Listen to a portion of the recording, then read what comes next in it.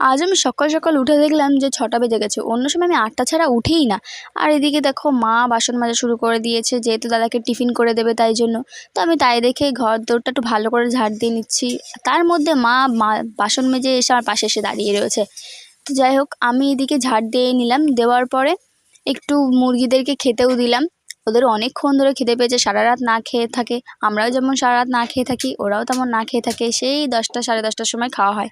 তো যাই হোক, আমি এইদিকে তার মধ্যে হচ্ছে গিয়ে একটু জল দিয়ে নিলাম ইটে, যেহেতু ইটগুলো একটু মজবুত না হলে কিছু করা যাবে না। ওই ইটগুলো হচ্ছে গিয়ে আমাদের কলতলা করা হবে। কলতলাটা যেহেতু চাতালটা একটু ভেঙে গেছে, যার কারণে ইট বালি সিমেন্ট কিনে নিয়ে এসছে।